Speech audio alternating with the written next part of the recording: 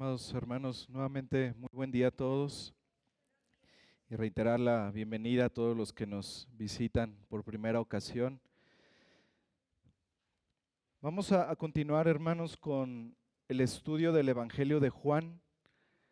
Hemos llegado, gracias a Dios, al capítulo 5 y pidamos, hermanos, antes de comenzar, pidamos la bendición del Señor, eso que cantamos recién, pidámoslo al Señor en oración.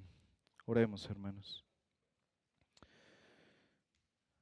Padre, nuevamente, gracias, Señor, por permitirnos disfrutar de este día, Señor, que has hecho por causa del hombre.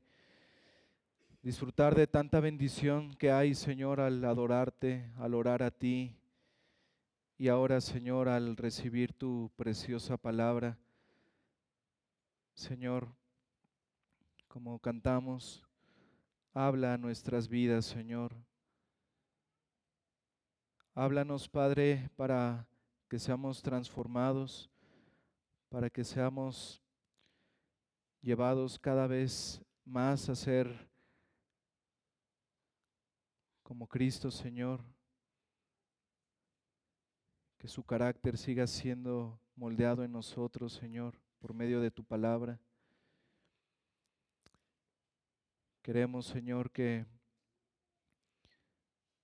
des claridad, Señor, a tu palabra por medio de tu Espíritu en nuestras vidas. Que este pasaje, Señor, lo podamos entender, que podamos seguir viendo las glorias de Cristo, su obra, Señor. Que podamos mirar, Señor, también el poder que tu palabra tiene para dar vida a quien tú quieres, Señor. Y queremos pedirte, Padre, que hoy des vida a muchos, Señor. Hay muchos aquí, Señor, que no te conocen, que están muertos en sus delitos y pecados. Y Padre, así como Cristo mostró esa misericordia con ese hombre inválido que vamos a ver, te pedimos, Señor, que derrames misericordia en medio de tu iglesia, Señor, en aquellos que están sin Cristo. Obra salvación, Señor. Edifica tu iglesia, Señor. Salva a los que están perdidos sin Cristo. Padre, tu palabra tiene poder, Señor, para santificar y para salvar. Y te pedimos, Señor, que así sea en esta mañana para tu gloria, para el bien de tu pueblo y para que el nombre de Cristo, Señor, sea reconocido y exaltado. Te lo pedimos, Padre, en Cristo Jesús. Amén. Hermanos, acompáñenme por favor a Juan capítulo 5. Vamos a leer del versículo 1 al versículo 18.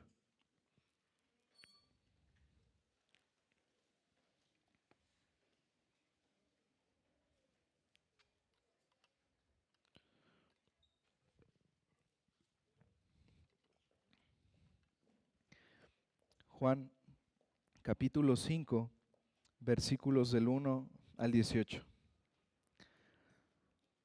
Leamos. Después de estas cosas, había una fiesta de los judíos y subió Jesús a Jerusalén. Y hay en Jerusalén, cerca de la puerta de las ovejas, un estanque llamado en hebreo Betesda, el cual tiene 5 pórticos. En estos yacía una multitud de enfermos, ciegos, cojos y paralíticos, que esperaban el movimiento del agua, porque un ángel descendía de tiempo en tiempo al estanque y agitaba el agua, y el que primero descendía al estanque después del movimiento del agua, quedaba sano de cualquier enfermedad que tuviese. Y había allí un hombre que hacía 38 años que estaba enfermo. Cuando Jesús lo vio acostado y supo que llevaba ya mucho tiempo así, le dijo: ¿quieres ser sano? Señor, le respondió el enfermo, no tengo quien me meta en el estanque cuando se agita el agua, y entre tanto que yo voy, otro desciende antes que yo. Jesús le dijo: levántate, toma tu lecho y anda. Y al instante aquel hombre fue sanado y tomó su lecho y anduvo. Y era día de reposo aquel día. Entonces los judíos dijeron a aquel que había sido sanado: es día de reposo, no te es lícito llevar tu lecho. Él le respondió: el que me sanó, él mismo me dijo, toma tu lecho y anda. Entonces le preguntaron: ¿quién es el que te dijo, toma tu lecho y anda? Y el que había sido sanado no sabía quién fuese, porque Jesús se había apartado de la gente que estaba en aquel lugar. Después le halló Jesús en el templo y le dijo: mira, has sido sanado, no peques más, para que no te venga alguna cosa peor. El hombre se fue y dio aviso a los judíos que Jesús era el que le había sanado. Y por esta causa los judíos perseguían a Jesús y procuraban matarle, porque hacía estas cosas en el día de reposo. Y Jesús les respondió: mi Padre hasta ahora trabaja y yo trabajo. Por esto los judíos aún más procuraban matarle, porque no solo quebrantaba el día de reposo, sino que también decía que Dios era su propio Padre, haciéndose igual a Dios. Amén. Pueden tomar su lugar, hermanos.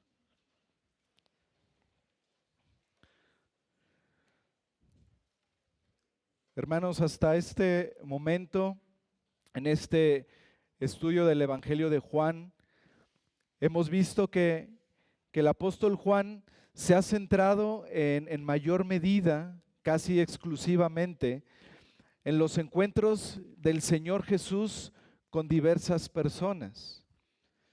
Nicodemo, la mujer samaritana, el funcionario que tenía un hijo enfermo.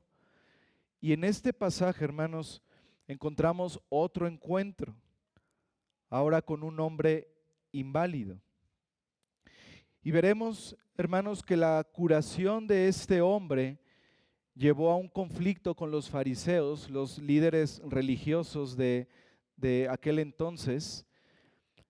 Y aquí fue el punto de partida, hermanos, un punto de introducción sobre este tema que va a marcar el resto del Evangelio. El Señor Jesucristo hizo muchas señales y el Señor Jesucristo también hizo muchas declaraciones de su deidad.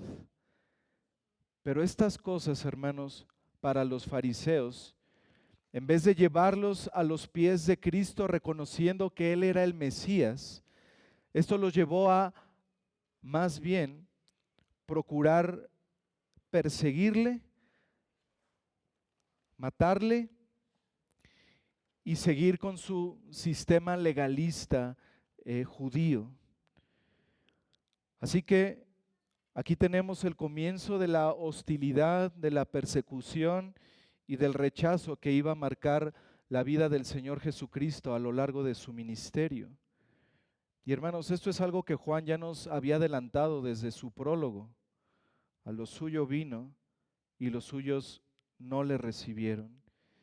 Y todo esto se va a desarrollar a lo largo de todo el Evangelio. Ahora, hermanos, para llevar a cabo de mejor manera nuestro estudio de este pasaje naturalmente se divide en tres secciones y así vamos a dividir nuestro sermón en tres puntos. En primer lugar, vamos a ver la curación de un hombre supersticioso. La curación de un hombre supersticioso. En segundo lugar, vamos a ver una despiadada controversia sabática. Una despiadada controversia sabática. Y en tercer lugar, vamos a ver una malvada intención judía. Una malvada intención judía. Así que comencemos con el primer punto, hermanos, la curación de un hombre supersticioso. Juan capítulo 5, versículo 1. Después de estas cosas, había una fiesta de los judíos y subió Jesús a Jerusalén. Este relato, hermanos, nos dice aquí el apóstol Juan, tuvo lugar en Jerusalén. Ahí el Señor subió para celebrar una de las fiestas judías. No nos dice Juan, no es su interés decirnos qué fiesta judía era. Podemos nosotros pensar en que era una de las 3 fiestas de peregrinación más importante para los judíos: la Pascua, Pentecostés o la fiesta de los tabernáculos. Pero no es relevante para Juan decirnos cuál era esa fiesta. Pero lo que sí sabemos, hermanos, es que como en todas las fiestas judías, esa fiesta se celebró en el día de reposo, en el día de adoración a Dios, en ese día santo. Y a continuación Juan habla de un estanque llamado Betesda, que significa casa de misericordia. Y dice en Juan 5, versículo 2, y hay en Jerusalén, cerca de la puerta de las ovejas, un estanque llamado en hebreo Betesda, el cual tiene 5 pórticos. Hermanos, es muy interesante que este lugar ha sido excavado muchas veces en los últimos 100 años, y lo que se ha descubierto, hermanos, es que estas excavaciones, estas ruinas, confirman la exactitud histórica de este relato que tenemos aquí. Los expertos en la materia pudieron identificar un gran rectángulo que es como una piscina grande dividida a la mitad por un pórtico y rodeada de 4 pórticos. Imaginen un rectángulo grande como una piscina, y en medio había un pórtico y en las orillas otros 4 pórticos, de manera que son los 5 pórticos que nos habla la Escritura.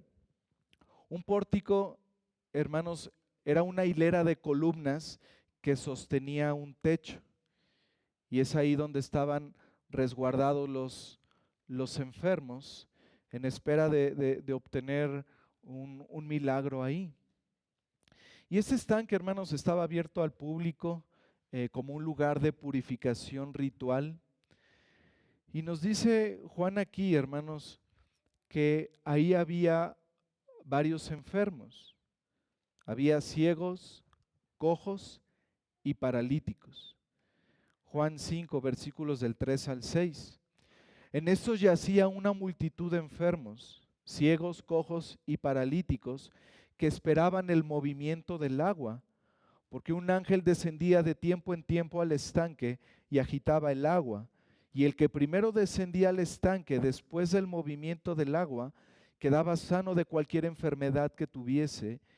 Y había allí un hombre que hacía 38 años que estaba enfermo.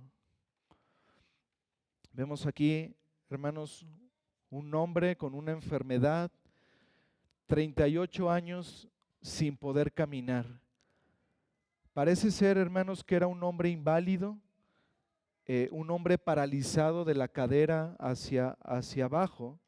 Y dice en el versículo 6, cuando Jesús lo vio acostado y supo que llevaba ya mucho tiempo así, le dijo: ¿quieres ser sano? Y el hombre respondió bajo sus creencias supersticiosas en el versículo 7. Señor, le respondió el enfermo, no tengo quien me meta en el estanque cuando se agita el agua, y entre tanto que yo voy, otro desciende antes que yo.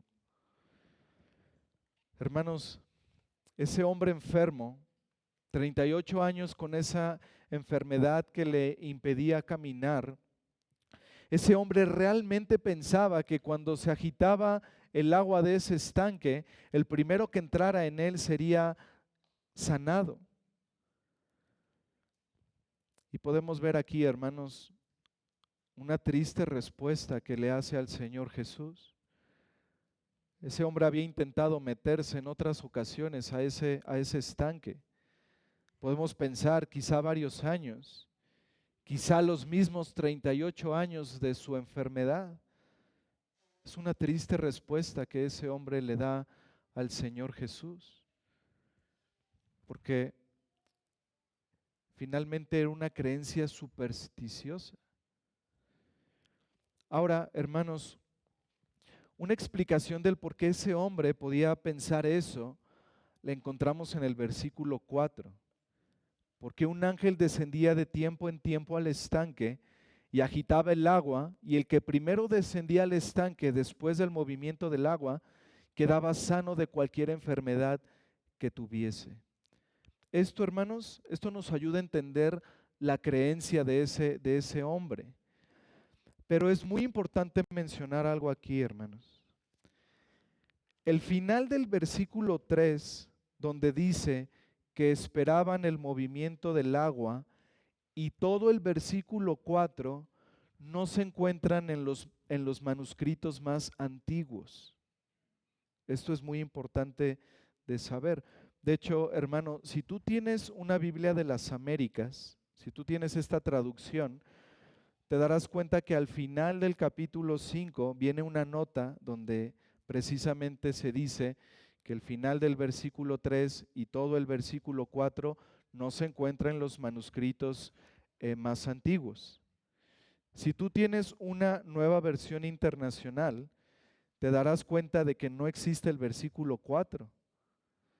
No está, ni tampoco la última parte del versículo 3. La nueva versión internacional los omite, no los contiene. Ahora, hermanos, no vamos a ahondar en esto, pero es muy sencilla la explicación. Esto es un caso clásico de los copistas que, tratando de ayudar particularmente a los gentiles a entender el pasaje de las Escrituras, añadieron ese comentario. Los copistas, cuando añadían un comentario, ponían como un asterisco para que la gente supiera que es una adición a ese texto. En algún momento, hermanos, ese asterisco se perdió, ¿sí? Pero al saber que no están en los manuscritos más antiguos, por eso es que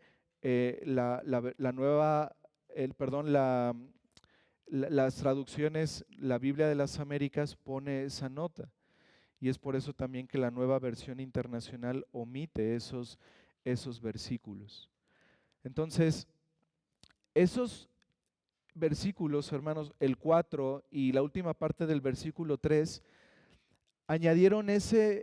se añadió como un comentario para que se pudiera saber la superstición que había en ese entonces con respecto al estanque.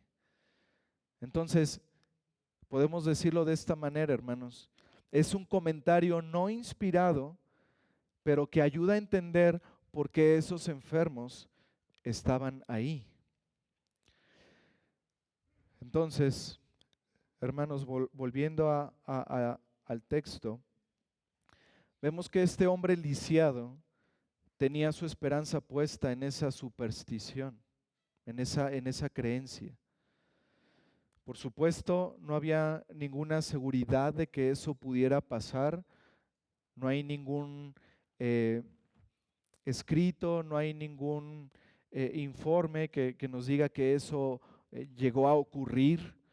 Nunca había ocurrido un milagro como tal, pero esos enfermos estaban esperando si quizá en algún momento, ante el movimiento del agua, el primero que entrara al estanque podía quedar sanado.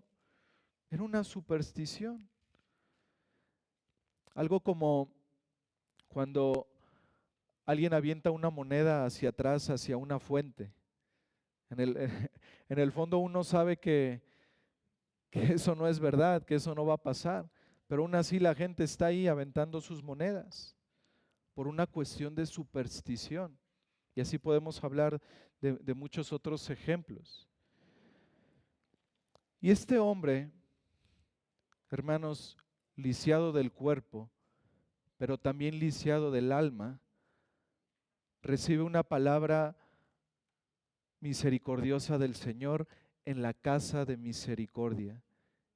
Y dicen los versículos 8 y 9, Jesús le dijo, levántate, toma tu lecho y anda.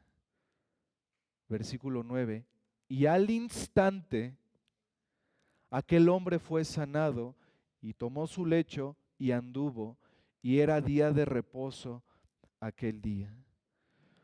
El Señor Jesús le da 3 órdenes a ese hombre.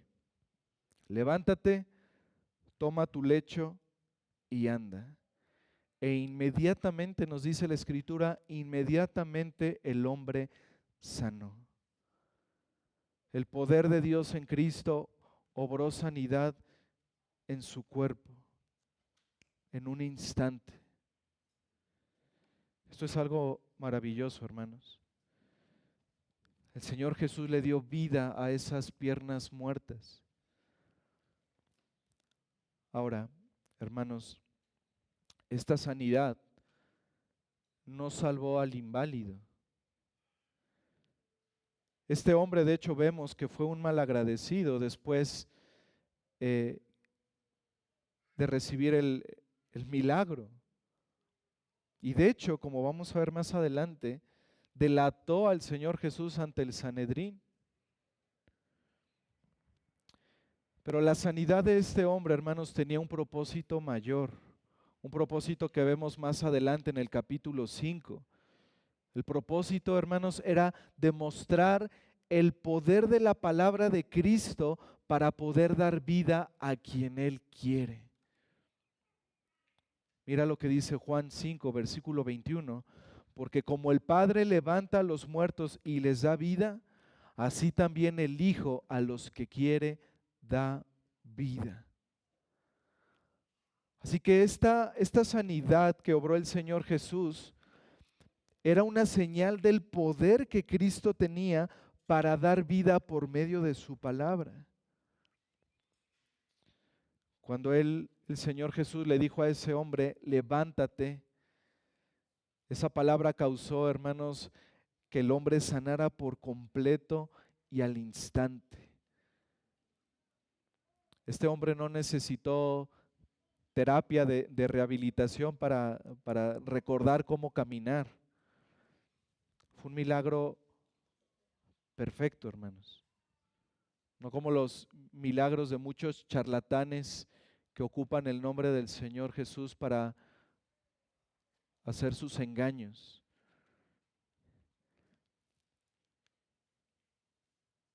Su palabra, hermanos, la palabra de Cristo causó que ese hombre sanara por completo, de manera permanente y de manera misericordiosa.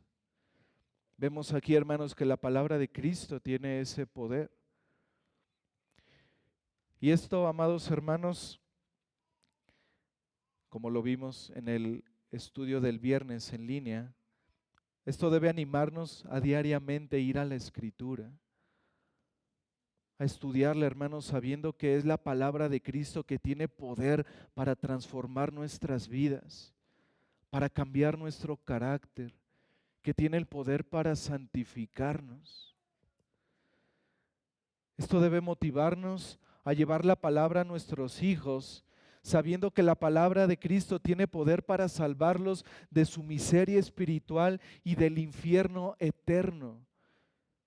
Hermanos, seamos conscientes, es la palabra del Dios Todopoderoso, es la palabra de Cristo a la cual tenemos el privilegio de ir todos los días para leerla y para ser edificados y para ser transformados.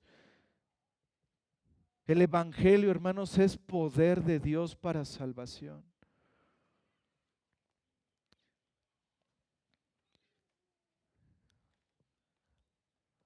El recordar eso, hermanos, nos debe llevar a anhelar, a ir a la palabra como un recién nacido anhela la leche materna. Así, hermanos, tenemos la leche espiritual no adulterada a la que debemos ir. a la que podemos ir con la expectativa de que nos va a bendecir, porque es la palabra de Dios, es la palabra de Cristo, hermanos, la palabra eficaz, la palabra que es más cortante que toda espada de dos filos, la palabra profética más segura, la palabra que es más deseable que el oro y más dulce que la miel. A ella, hermanos, podemos ir todos los días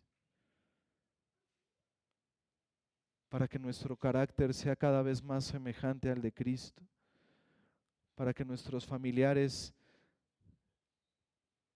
vean el Evangelio y el Señor por medio de su palabra transforme sus vidas y les dé vida espiritual y les dé la vida eterna. Acompáñenme al Salmo 19, hermanos, por favor.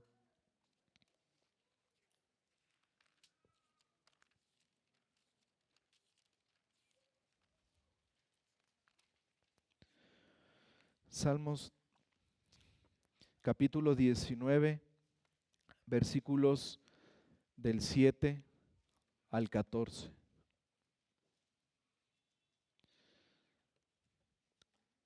La ley de Jehová es perfecta, que convierte el alma. El testimonio de Jehová es fiel, que hace sabio al sencillo. Los mandamientos de Jehová son rectos, que alegran el corazón. El precepto de Jehová es puro, que alumbra los ojos. El temor de Jehová es limpio, que permanece para siempre. Los juicios de Jehová son verdad, todos justos. Deseables son más que el oro, y más que mucho oro afinado, y dulces más que la miel y que la que destila del panal. Tu siervo es además amonestado con ellos. En guardarlos hay grande galardón. ¿Quién podrá entender sus propios errores? Líbrame de los que me son ocultos. Preserva también a tu siervo de las soberbias, que no se enseñoreen de mí. Entonces seré íntegro y estaré limpio de gran rebelión. Sean gratos los dichos de mi boca y la meditación de mi corazón delante de ti, oh Jehová, roca mía y redentor mío. Hermanos, en este salmo podemos recordar lo que es la palabra de Dios. Su palabra es perfecta, hermanos. Su palabra convierte al alma, salva a los pecadores por medio del Evangelio. Su palabra es fiel, sus juicios son perfectos, son verdad, son todos justos. Deseable, hermanos, más que el oro es su palabra, más dulce que la miel. ¿Qué nos va a librar, hermanos, de esos pecados ocultos?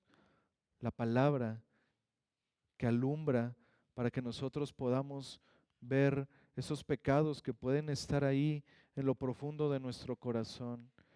Hermanos, esta es la palabra del Señor que tiene poder. Vayamos a ella todos los días. Y regresemos, hermanos, por favor, a Juan capítulo 5. Y nosotros podríamos pensar que esta curación de ese paralítico es la historia principal, pero no lo es, hermanos. En realidad, esta parte de la historia es solo el trasfondo para los versículos que vienen más adelante. Por lo que el Señor Jesús hace con este hombre, este acto de misericordia, conduce a un conflicto con los judíos que causó que ellos comenzaran a desear asesinarle. Así que esto nos lleva a la segunda parte de nuestro sermón. Hemos visto en primer lugar la curación de un hombre supersticioso y ahora veamos una despiadada controversia sabática. Juan 5, versículos del 8 al 10. Jesús le dijo: levántate, toma tu lecho y anda. Y al instante aquel hombre fue sanado y tomó su lecho y anduvo, y era día de reposo aquel día. Entonces los judíos dijeron a aquel que había sido sanado: es día de reposo, no te es lícito llevar tu lecho. Estos líderes judíos, en su mayoría fariseos y escribas, ellos habían añadido una serie de reglas al día de reposo, hermanos. Y una de esas reglas que ellos tenían para el día de reposo era de no levantar o cargar una cama. Y te preguntarás, ¿en verdad tenían una regla que tenía que ver con una cama? Sí. Tenían tantas reglas para asegurarse de no hacer un trabajo en el día de reposo, que sus reglas, hermanos, contenían el no cargar o levantar una cama.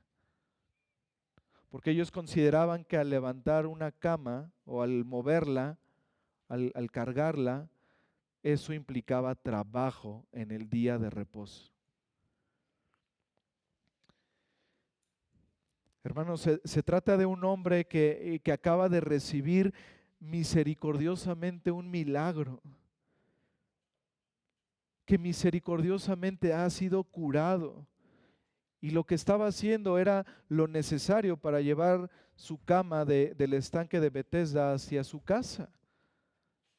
Lo que estaba haciendo no era, por supuesto, no era contrario en contra de la ley de Dios, no era contrario al cuarto mandamiento. Pero para estos judíos sí era contrario a esas adiciones legalistas a la ley que ellos habían establecido. Así que para ellos lo que ese hombre recién curado, lo que ese hombre estaba haciendo era pecado, era transgresión de la ley, estaba quebrantando el día de reposo.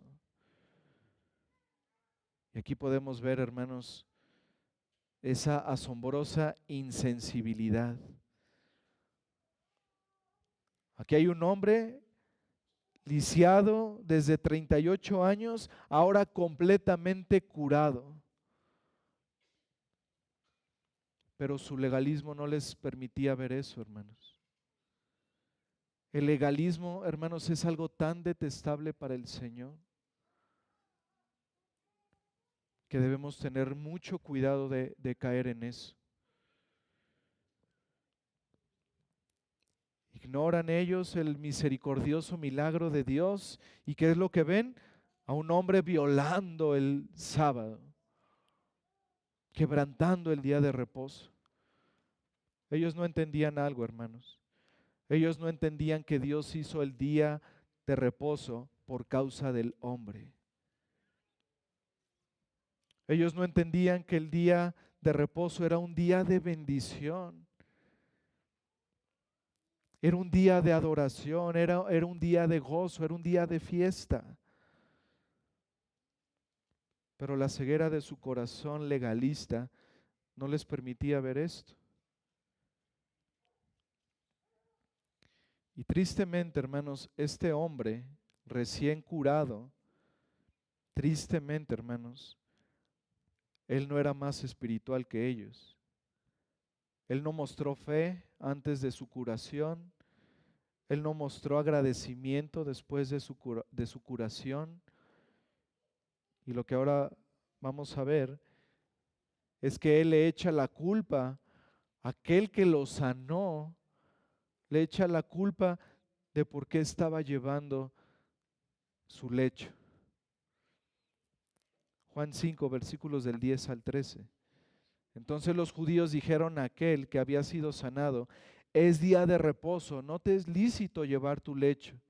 Él les respondió: el que me sanó, él mismo me dijo: toma tu lecho y anda. Entonces le preguntaron: ¿quién es el que te dijo: toma tu lecho y anda? Y el que había sido sanado no sabía quién fuese, porque Jesús se había apartado de la gente que estaba en aquel lugar.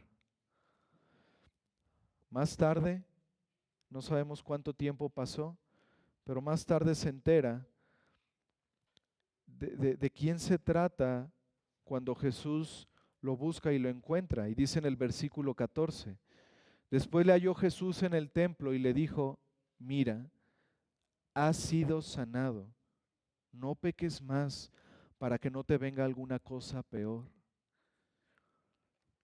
El Señor Jesús le dice, has sido sanado.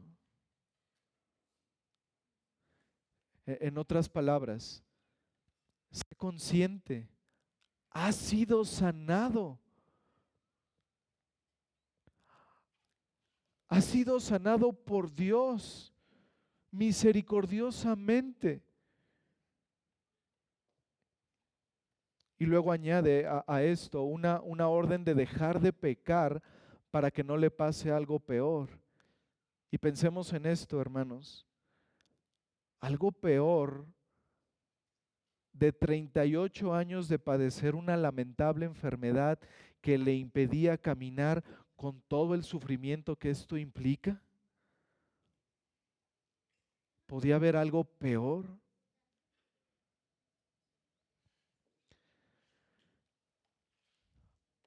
Ahora bien, hermanos, esta frase que el Señor usa aquí, no peques más, esta frase se relaciona a menudo con la incredulidad en Cristo en el Evangelio.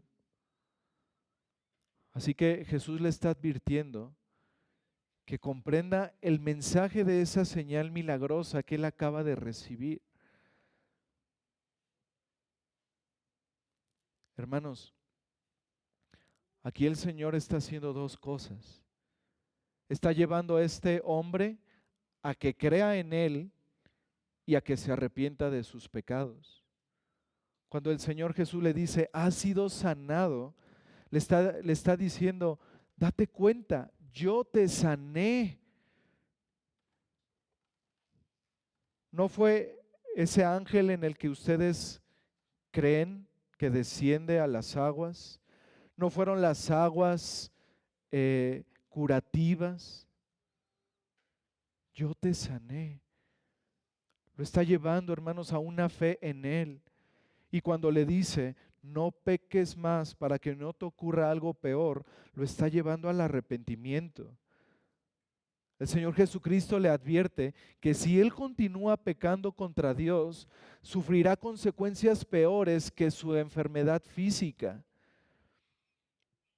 porque él deberá enfrentarse con el juicio divino y la consecuente condenación en el infierno.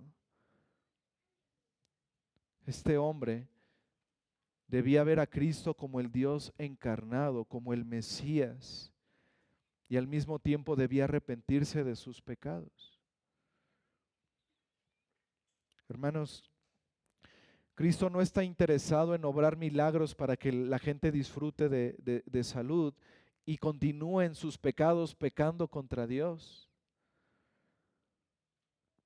Cristo quería la salvación de su alma y es por esa razón que pone frente a él la eternidad. No peques más para que no te venga una cosa peor. Él no quiere que con un cuerpo sano ese hombre entre al infierno. Su alma aún estaba enferma, su alma estaba lisiada, su alma estaba muerta en la maldad. Y este es el mensaje del Evangelio. Amigo que estás sin Cristo, no peques más. Porque si no te arrepientes de tu pecado, vendrá un juicio terrible a tu vida en el día de tu muerte o cuando el Señor Jesucristo regrese. Irás a una condenación eterna en el infierno, al sufrimiento consciente eterno, estando separado de Dios para siempre.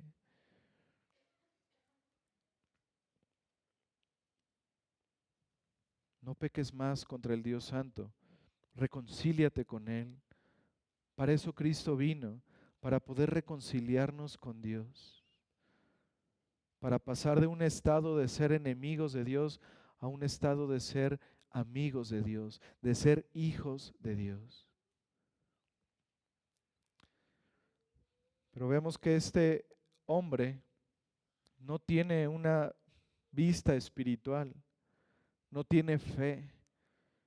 ¿Y qué es lo que hace? Huye con los judíos para decirles que Jesús era el responsable de que él estuviera violando el día de reposo, que él era el responsable del por qué él estaba llevando su lecho a su casa. Versículos 15 y 16, Juan 5, versículos 15 y 16. El hombre se fue y dio aviso a los judíos que Jesús era el que le había sanado, y por esta causa los judíos perseguían a Jesús y procuraban matarle, porque hacía estas cosas en el día de reposo. Los judíos legalistas entonces comenzaron a buscar la manera de asesinar al Señor Jesucristo. Y como les decía al principio, esto continuó, ese esfuerzo por matar a Jesús continuó hasta que finalmente lograron hacerlo en el Gólgota. Pero el Señor Jesús, por supuesto, conocía sus corazones, conocía sus intenciones, y es por eso que el Señor les responde con unas palabras gloriosas que afirman su deidad, pero que hacen que el conflicto crezca más. Dice el versículo 17, y Jesús le respondió: mi Padre hasta ahora trabaja y yo trabajo.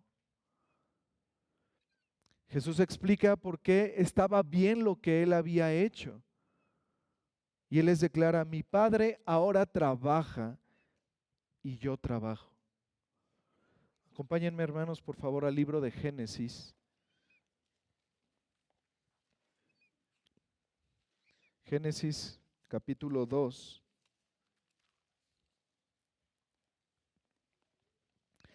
Versículos del 1 al 3. Génesis capítulo 2, versículos del 1 al 3. Fueron pues acabados los cielos y la tierra y todo el ejército de ellos. Y acabó Dios en el día séptimo la obra que hizo, y reposó en el día séptimo de toda la obra que hizo. Y bendijo Dios al día séptimo y lo santificó, porque en él reposó de toda la obra que había hecho en la creación. Aquí vemos, hermanos, que en dos ocasiones se nos dice que cuando Dios terminó de crear en 6 días, descansó en el séptimo. Y esto, hermanos, se refuerza en el cuarto mandamiento, donde Moisés escribe en Éxodo 20:11, yo se los leo: porque en 6 días hizo Jehová los cielos y la tierra, el mar y todas las cosas que hay en ellos, y reposó en el día séptimo. Por tanto, Jehová bendijo el día de reposo y lo santificó. Él bendijo el día séptimo y lo hizo santo. Y hermanos, esto el Señor lo puso como un ejemplo para todos los hombres de todos los tiempos, para que los hombres de todos los tiempos lo siguieran. Un descanso de las actividades habituales en la semana. Un día de descanso para adorar al Señor, para dedicarlo a Él. Pero hermanos, Dios no detuvo toda forma de actividad ese día. Las Escrituras dejan claro que Dios ha estado activo en la providencia, preservando y gobernando todas las cosas y a todas sus criaturas y todas sus acciones.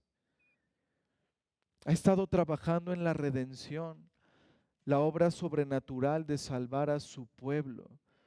De hecho, hermanos, a lo largo de la historia se dice que en el día del Señor es el día en que más conversiones hay.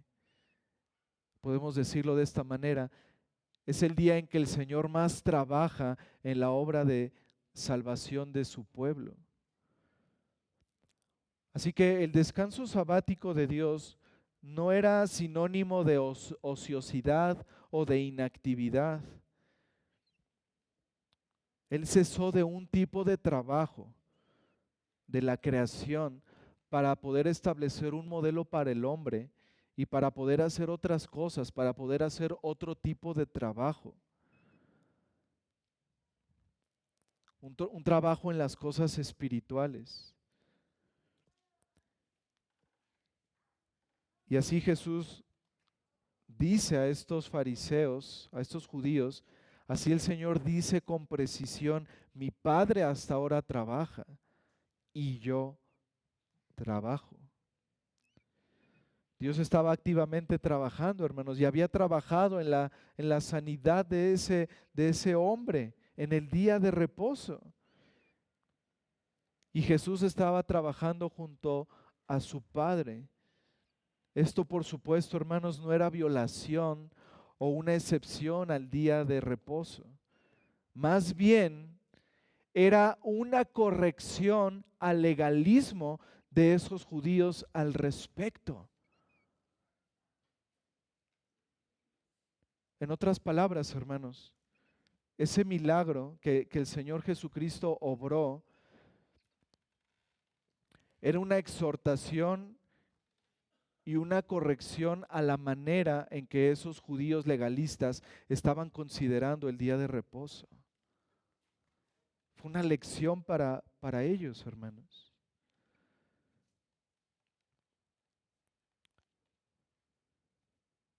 Ellos estaban dejando de ver las obras de misericordia que el Señor nos manda hacer en el día del Señor, en el caso de ellos en el día de reposo, en el sábado. Ellos estaban dejando de ver la importancia que tiene el hacerle bien a los demás, el poder trabajar para las cosas del reino. Así que hay una corrección a ese legalismo de estos judíos en esa obra del Señor Jesús. Pero había un pecado mayor aún a los ojos de estos judíos legalistas que el Señor había cometido según ellos. Y esto nos lleva a la tercera y última sección, donde vemos una malvada intención judía. Este es nuestro tercer punto, una malvada intención judía. Versículo 18. Por esto, los judíos aún más procuraban matarle, porque no solo quebrantaba el día de reposo, sino que también decía que Dios era su propio Padre, haciéndose igual a Dios. Esa no era la forma en que los judíos se referían a Dios. Ellos hablaban de forma plural, ellos decían nuestro Padre, como el pueblo de Dios. Pero Jesús dijo, mi Padre. Jesús afirma con esta declaración, hermanos, afirma tener la relación más estrecha posible con Dios. Él es su Hijo divino y el Padre es su Padre divino. Es una afirmación de su deidad, esta declaración de Cristo. Y nos dice aquí el versículo 18 que entonces ahora esos judíos legalistas tenían dos razones para dar muerte al Señor Jesús. Uno, como quebrantador del Shabbat, como aquel que había tomado irreverentemente el día de reposo, aquel que había quebrantado la ley, el cuarto mandamiento.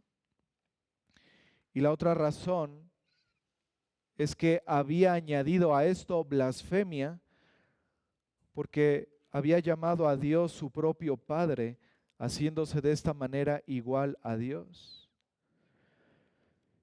Y saben, hermanos, los judíos entendieron correctamente esa afirmación de Cristo. Efectivamente, Él les estaba diciendo que Él era Dios, que Él tenía la misma naturaleza que su Padre. Y así lo dijo cuando dijo, mi Padre. Dios es Padre de Jesús, hermanos, de una manera más profunda que que Dios es el Padre de los creyentes. O sea, Jesús es hijo de Dios por naturaleza, por esencia. Los creyentes somos hijos de Dios por adopción, por redención. Pero eso, por supuesto, está todo perdido en sus oponentes, porque su padre era el diablo.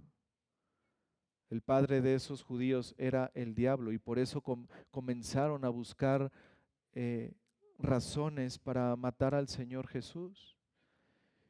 Y no se detuvieron hasta que finalmente lo consiguieron en esa cruz del Calvario donde lo crucificaron y donde lo asesinaron conforme al plan previsto de Dios desde antes de la fundación del mundo.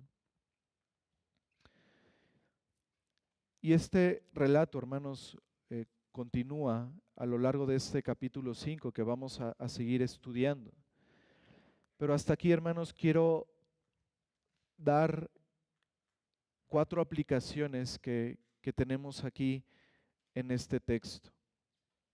En primer lugar, hermanos, el día del Señor es un buen día para hacer buenas obras y para mostrar misericordia.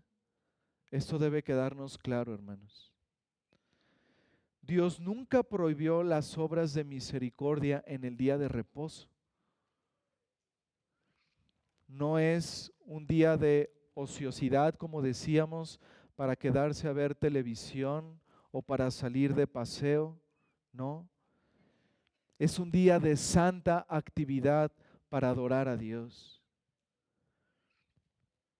Es un día de santa actividad para adorar a Dios al congregarnos en la iglesia, al reunirnos para partir el pan, para orar, para tener comunión con los santos, para visitar a los enfermos, para ir a los hospitales y predicar el Evangelio. Así que, hermanos, la primera aplicación es esa. Hagamos obras de misericordia. Sigamos el ejemplo de Cristo que vemos en el pasaje. No nos limitemos a eso, hermanos. No nos limitemos a venir y a reunirnos, a adorar al Señor. Eso es muy bueno y por supuesto que es el propósito de Dios. Él quiere eso, que su pueblo se reúna para adorarle, para recibir su palabra, para hacer uso de los medios de gracia. Sí, pero hermanos, también debemos hacer obras de misericordia. Y el tiempo que nosotros tenemos para comer juntos, ese tiempo que le llamamos ágape, es un buen tiempo para hacer obras de misericordia. Es un buen tiempo para acercarnos con nuestros hermanos y preguntarles, hermano, ¿cómo estás? ¿Cómo puedo orar por ti? ¿Cómo puedo ayudarte? ¿Tienes alguna necesidad? Es un buen tiempo, hermanos, para mostrar misericordia, para saber que si hay un hermano enfermo, podamos visitarle también. Hermanos, yo sé que en muchos años quizá esto no lo hemos tenido tan claro y que nos hemos limitado a venir y después irnos a nuestra casa. Pero es una buena oportunidad este texto, hermanos, para recordar, debemos mostrar misericordia en el día del Señor, debemos hacer buenas obras en el día del Señor. Y eso implica, como les decía, visitar a los enfermos, el poder ir al evangelismo. Hermanos, no hay mayor obra de misericordia que presentarle a alguien el evangelio. Así que renovemos, hermanos, nuestro entendimiento del día del Señor, sabiendo estas cosas. Hagamos obras de misericordia, mostremos nuestro amor a nuestros hermanos sirviéndoles. En segundo lugar, segunda aplicación, debemos imitar a Cristo y hacer el bien a los no creyentes.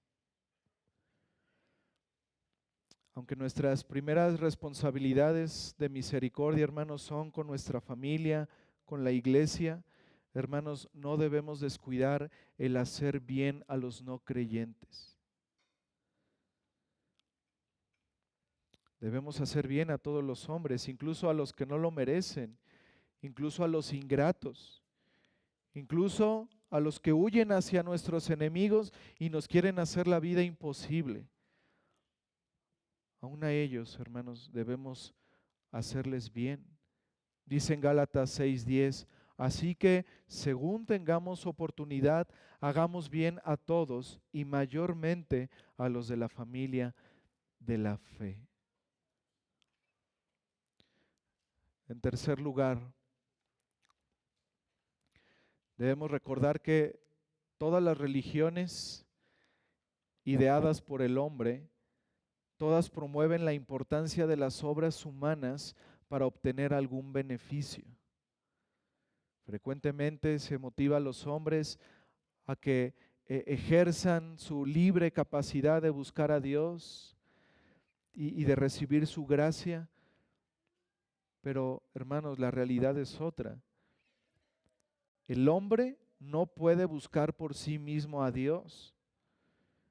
Así como ese hombre no podía pararse y llegar por sí mismo al estanque, así el hombre natural está incapacitado para ir a Dios. ¿Por qué? Porque está muerto espiritualmente, porque está muerto en sus delitos y pecados y no puede hacerlo. Sufre de una parálisis que lo incapacita totalmente para buscar a Dios. No cuenta con los recursos propios para caminar hacia Cristo y buscar su salvación. Pero el Evangelio de Cristo, hermanos y amigos, es la buena noticia de salvación para aquellos que están en ese estado espiritual. Aquellos que no pueden mirar a Cristo, aquellos que son incapaces de ir a Él.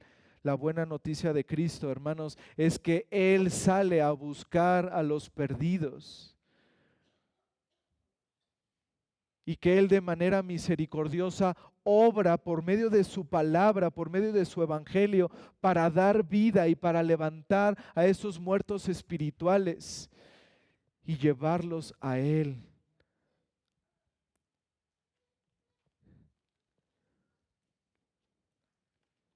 Si no fuera, hermanos, por esa obra divina, ningún hombre podría ir a Cristo. Pero esa es la buena nueva de salvación. Y en este relato podemos ver el evangelio, hermanos. Ese hombre estaba condenado, 38 años en una enfermedad que no le permitía caminar, incapacitado. Amigo, así estás tú. Amigo que estás sin Cristo, así estás tú, pero espiritualmente. Tú no puedes hacer algo por ti mismo para obtener tu salvación. Tú no puedes por ti mismo ir a Cristo, pero la buena noticia es que Cristo salva a los pecadores viniendo Él, tomando la iniciativa Él y obrando en los corazones para que esos corazones que son de piedra, que no quieren buscar a Dios, que están renuentes a Él, sean transformados en corazones de carne que ahora anhelen y deseen ir a Dios y buscar en Él su salvación. Él transforma esos corazones endurecidos en corazones que ahora amen y deseen a su Salvador. Es una obra que Él hace. No es algo que tú puedas hacer, pero sí tienes una responsabilidad. El Señor te manda a creer en Cristo y arrepentirte de tus pecados.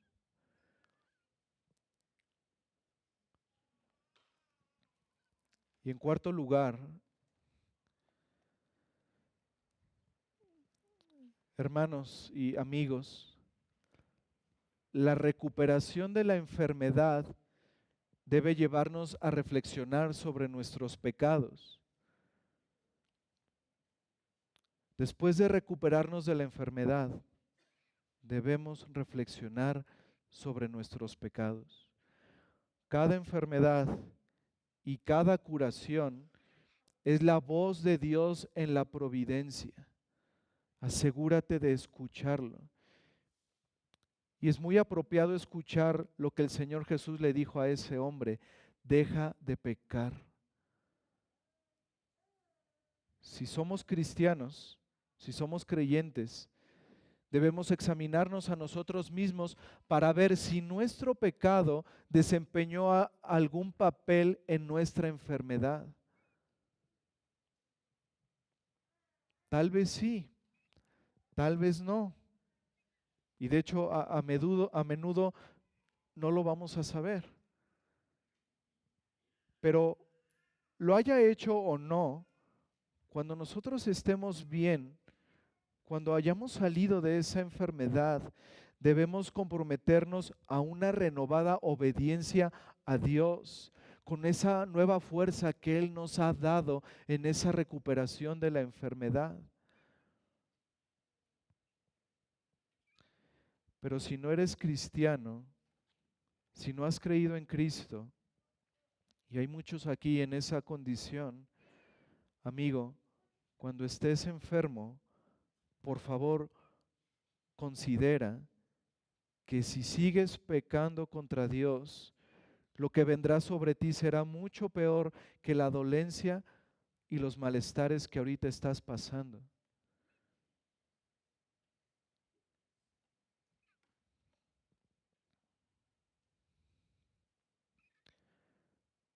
Porque si no te arrepientes, amigo, y continúas pecando contra Dios, las consecuencias que sufrirás serán terribles. Eso es lo que dice el Señor Jesucristo, esto es lo que dice la Escritura, y es algo que debes saber. Quizá pienses, ese pastor está siendo demasiado duro con sus palabras. Amigo, lo que estoy haciendo es un acto de misericordia, advirtiéndote: arrepiéntete de tus pecados, deja de pecar contra el Señor, porque si no, el juicio que vendrá sobre ti será terrible. Será algo mucho peor que cualquier enfermedad que puedas experimentar en esta vida.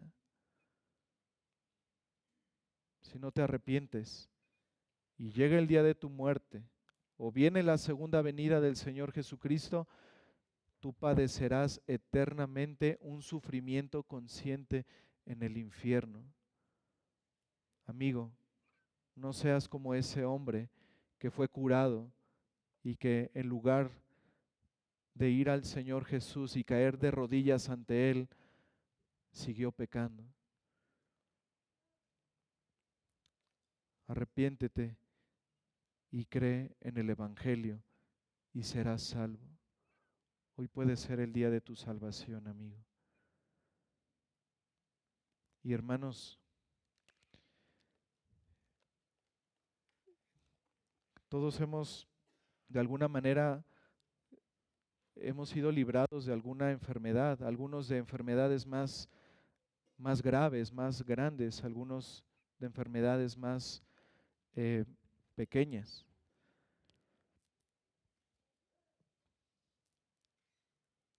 Hermano, el hecho de que el Señor te haya sanado en su misericordia, porque no lo merecías, debe llevarte a una obediencia a Él, debe llevarte a una determinación de no pecar más contra Él,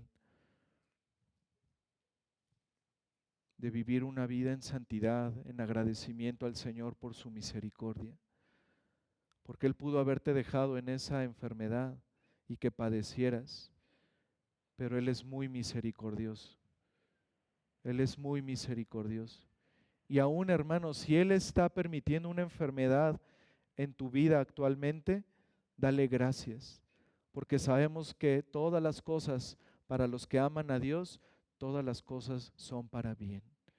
El Señor está obrando en tu santificación, está haciendo tu carácter cada vez más conforme al carácter de Cristo.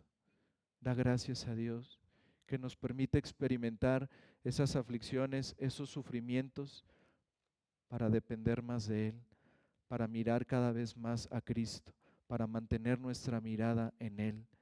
Él es soberano y Él sabe tu enfermedad, Él la conoce. Nada escapa de sus manos y Él la ha determinado a tu vida para un bien para ti. No olvides eso, hermano.